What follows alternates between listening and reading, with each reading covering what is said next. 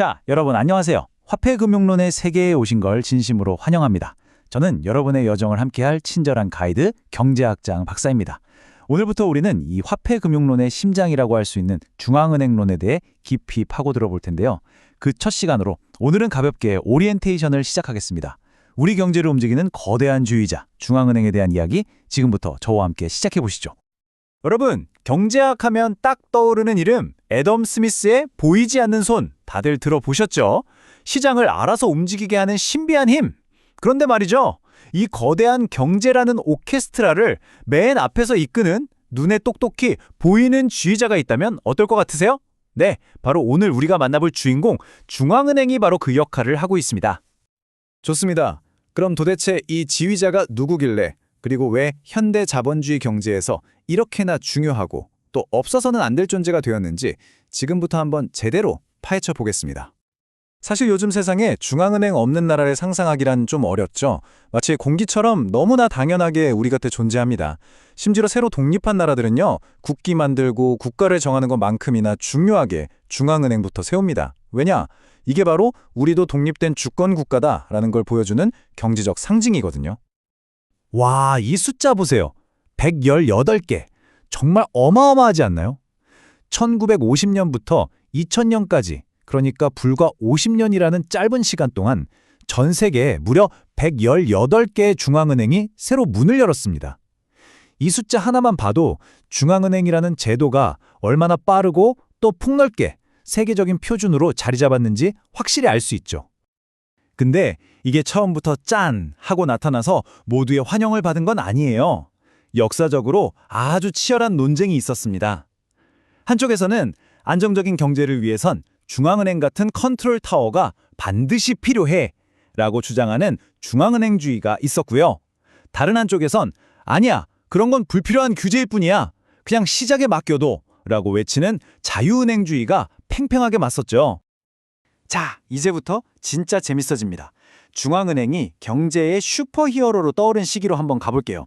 모든 영웅 이야기에는 시련이 있고 그걸 극복하면서 영웅이 탄생하잖아요. 중앙은행의 영광스러운 시대도 바로 그런 과정을 거쳤습니다. 이 타임라인이 바로 그 영웅 서사의 압축판입니다. 보세요. 1970년대 대인플레이션이라는 엄청난 악당이 나타나서 전 세계 경제를 혼란에 빠뜨렸어요. 바로 그때 우리의 영웅, 중앙은행이 딱 등장해서 이 악당을 물리치고 1980년대 중반부터 대환학이라는 평화의 시대를 열었죠. 하지만 그 평화가 영원하진 않았습니다. 2007년 영웅은 또 다른 거대한 도전에 직면하게 됩니다. 바로 이 대환학기가 중앙은행의 리지 시절이었던 거죠. 물가는 낮고 안정적인데 경제는 꾸준히 성장하는 정말 이상적인 시기였어요. 사람들은 모두 와, 이거 중앙은행이 물가 안정 목표제 같은 똑똑한 전략으로 인플레이션을 완벽하게 잡았기 때문이야 라면서 칭찬을 아끼지 않았습니다. 그야말로 위대한 승리였죠.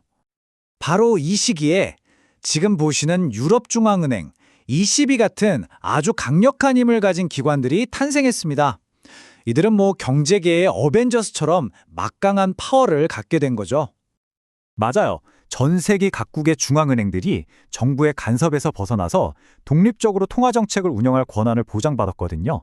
그리고 이 운영상의 독립성, 이게 바로 성공의 핵심 비결이라고 모두가 생각했어요. 그야말로 중앙은행의 전성시대였습니다. 자, 그런데 모든 영웅 이야기에는 반전이 있는 법이죠. 우리의 영웅, 중앙은행이 인플레이션이라는 딱 한 명의 적에게만 모든 신경을 집중하고 있을 때 저 뒤에서 아무도 모르게 시커먼 그림자가 스멀스멀 자라나고 있었던 겁니다. 겉으로 보기엔 세상 평화로워 보였는데 사실은 여기저기서 삐뽀삐뽀 경고음이 울리고 있었어요. 80년대 말 미국에서는 저축 대부조합 사태가 터졌고 90년대 초 일본은 거품이 꺼지면서 장기 불황에 빠졌죠. 그리고 우리한테도 정말 큰 상처였던 1997년 동아시아 외환 위기까지. 근데 당시에는 대부분 이걸 그건 그냥 그 나라만의 특수한 문제야 라면서 대수롭지 않게 넘겼습니다. 자, 바로 이겁니다. 이게 핵심이에요. 중앙은행이 오로지 물가 안정이라는 단 하나의 목표에만 너무 매몰된 나머지 금융 시스템 전체가 와르르 무너질 수 있는 위험, 즉 금융 안정이라는 더 큰 문제를 놓치고 있었던 겁니다. 이게 바로 영웅의 치명적인 사각지대였던 거죠. 그리고 마침내 그 보이지 않던 그림자가 전 세계를 집어삼키는 거대한 괴물로 변하는 순간이 찾아옵니다. 이야기의 흐름이 완전히 바뀌는 대전환점이죠. 이 문장 한번 보세요. 당시의 충격을 정말 실감나게 표현하고 있죠. 잔잔한 수면에 커다란 바위를 던진 것. 2007년 글로벌 금융위기는 대환화기라는 평화로운 시대에 대한 믿음을, 그 신화를 한순간에 와장창 깨트려 버렸습니다. 이 엄청난 위기를 겪고 나서야 우리는 비로소 알게 된 거죠. 기존 중앙은행 모델에 세 가지의 아주 결정적인 구멍이 있었다는 걸요. 첫째, 통화정책이 너무 좁게 인플레이션만 봤다. 둘째, 그 결과 자산 가격에 거품이 끼는 것 같은 금융 불균형을 그냥 무시해버렸다. 그리고 셋째, 은행 하나하나만 보는 게 아니라 숲 전체, 즉 금융 시스템 전체의 안정을 챙기는 거시 건전성 감독 기능이 너무나도 부족했다는 점입니다. 자, 그럼 이 큰 시련을 겪은 우리의 영웅, 중앙은행은 이제 어떻게 달라졌을까요? 어떤 새롭고 또 훨씬 더 복잡한 임무를 부여받았는지 한번 살펴보겠습니다. 여기서 규제의 지배 구조라는 말이 등장하는데요. 말이 좀 어렵죠? 아주 간단하게 생각하면 이겁니다. 그래서 앞으로 금융 시스템 감독은 누가 할 건데, 무슨 권한으로, 그리고 만약에 잘못되면 누가 책임질 건데, 이런 규칙들을 정하는 큰 틀, 큰 그림이라고 생각하시면 쉬워요. 그래서 지금 우리 앞에 아주 중요한 질문이 놓여 있는 겁니다. 미래의 또 다른 위기를 막기 위해서 중앙은행의 역할과 권한은 점점 더 커지고 있거든요. 그런데 이렇게 막강한 힘을 가진 조직을 어떻게 민주적으로 통제하고 또 동시에 정치적 압력으로부터의 독립성은 어떻게 지켜줄 것인가? 이 둘 사이의 균형을 잡는 것. 이게 바로 지금 중앙은행 논의 가장 뜨거운 감자입니다. 자, 오늘 오리엔테이션 거의 다 왔습니다.